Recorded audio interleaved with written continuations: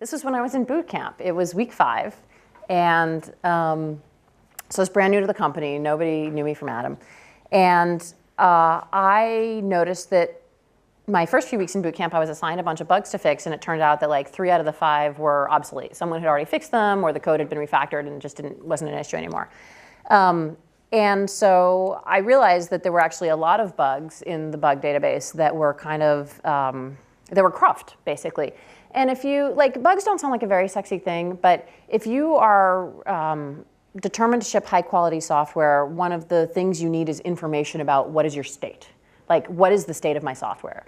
And a bug database can be a faithful representation of the state of the world if you are really scrupulous about your bug hygiene and about closing out bugs, and about triaging your bug. It's about looking at every bug and about closing out the ones that aren't relevant, including ones that exist but you're never going to do anything about because they don't matter. And so at VMware, I had built a name for myself by being like this monstrous triager of bugs. Like I triaged probably 1,000 bugs in my first month at VMware.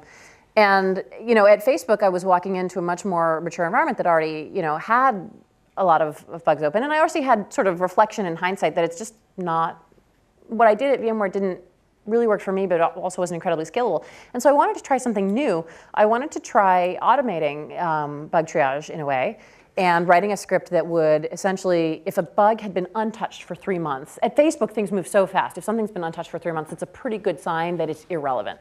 And so after 3 months, it would sort of just post an update to the bug saying, hey, is this thing still relevant, or can you close it out? And that would trigger an email to everybody CC'd on the bug. And then if another 3 months went by and nobody responded to that or updated the issue, then it would just auto close it.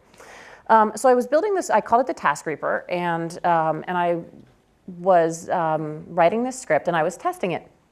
And I wasn't careful enough in my testing, and I accidentally just was moving some code around. It was a copy-paste error, and I moved something out of an if block, and you're probably guessing where this is going. I accidentally ran the test on live data, and it pinged 14,000 bugs, because the first time you run this, there's a lot of untouched bugs. It pinged 14,000 bugs. And that means it generated email to everybody on the CC list of all 14,000 bugs, which meant I basically launched a denial of service attack on our email infrastructure. So this brought the bug system to its knees, but it also brought email to its knees for the whole company, which is like a pretty big deal. I mean, it doesn't take the site down for users, but it means like our sales team can't interact with customers, like engineers can't do code reviews, like, you know, email is kind of the lifeblood of the company, even more so in those days. We use Facebook itself more for communication now. And so I was just kind of blankly terrified, like, what have I done? And I really expected to be tarred and feathered for this. And there was definitely a vocal company, you know, response to what just happened to me. Why do I have 200 emails from the Task Reaper? But what was really visible to me, 2 things were really striking to me. One was the Exchange team and the bug tools team, like the people I expected to be most mad at me, actually just sort of rolled up their sleeves, waded in, and started fixing the problem. They spun up another process to process the emails faster. They threw extra capacity onto the server. Like, they just got in the trenches and they had my back. And I was a stranger. They didn't know me. Like, they didn't, like, I had no right to be messing with their systems. They just had it. And then on the flip side, the communication from the company, there was no one saying, how dare you? You're a noob. Why didn't you ask for permission? Nobody said that. People were saying, what was the point of this? And they were saying, could you maybe send a digest email instead of, you know, an email for each one? And you know, and they would be like, but no one acted like I didn't have the right to try. Like, they clearly didn't like the result that their email was down, but they didn't act like I shouldn't try.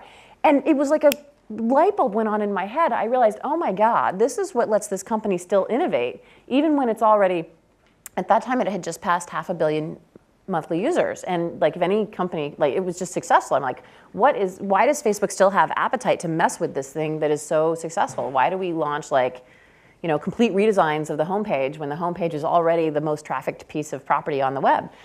And I sort of got it in that moment. It was because we are willing to take risks. We are willing to face up to the consequences of failure if it was in the spirit of trying for something, of trying to innovate. So that was just like an amazing experience for me. And I think, you know, it's not that, you know, you can come to Facebook and like be incompetent or do things wrong all the time. I mean, I think there's a lot of feedback and actions if that's happening.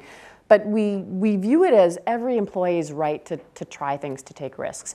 And we expect you to deal with the consequences of your failures, but we also rally and help you and have your back when you fail, and we expect you to rally and have our backs when we fail. So it was kind of a magical introduction to the company.